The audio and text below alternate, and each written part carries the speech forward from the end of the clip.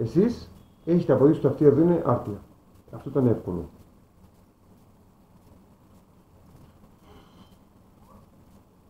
Είναι άρτια στο άρε. Το ξέρω ότι το πεδίο ορισμού είναι σημαντικό.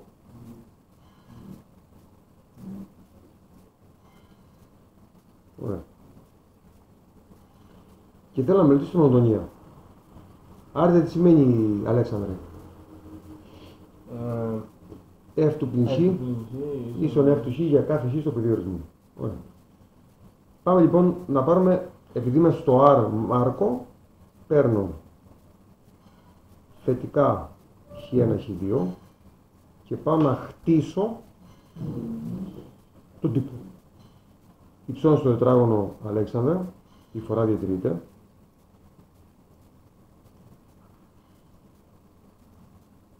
Προσθέτω ένα.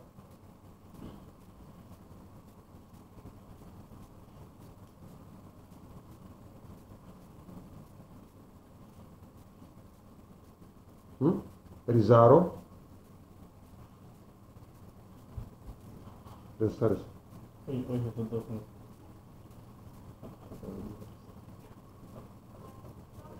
Αντιστρέφω. Όταν αντιστρέφω αλλάζει η φορά, μην το ξεχνάτε. Είναι θετικά.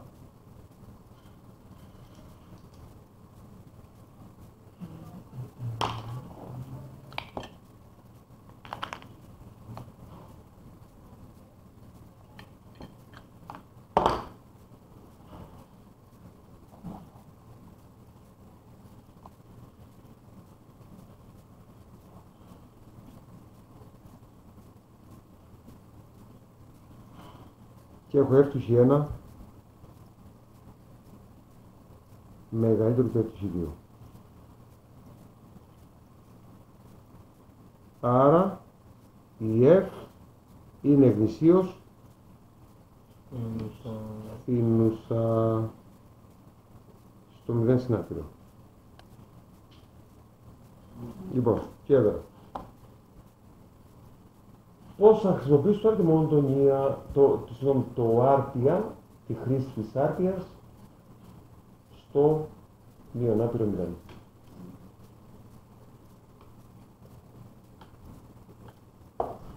Βάμος. Δες. Δες τώρα τι έκανα.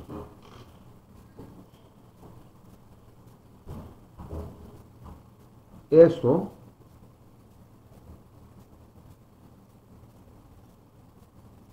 χ1, χ2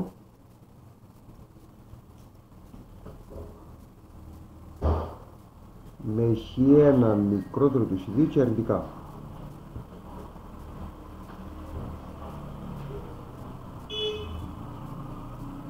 Μπρος. Πολλαπλασιάζουμε το μείον 1. Εσύ το κάνω αυτό, Μάρκο? Για να τα κάνω θετικά. Γιατί το κάνω αυτό, Αλέξανδρε? Γιατί θέλω να το κάνω θετικά? Γιατί ξέρω ότι η μονοτονία στα θετικά. Δείτε το αυτό. Η μονοτονία στο 0 στην άκρη την ξέρω. Τι είναι η F εκεί? Άρα εφάρω. Δείτε. Αυτό είναι δηλαδή το κλειδί. Ναι, για δείτε. Πάμε εδώ, αλλάζει φορά, Εδώ έχει τέτοιο.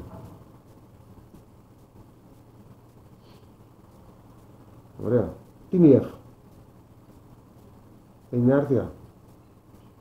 Να παίζει η άρτια. Πώς κάνει το F του πλην χ1?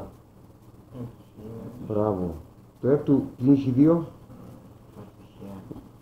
F του χ2. Κοιτάξτε λίγο τα πελάκια.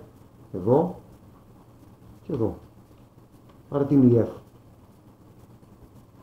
Γνησίως αύξηση. Πού? Εδώ. Αρνητικά. Να το. Μπράβο. Τότε. Έπρεπε να κάνεις θετικά όλες.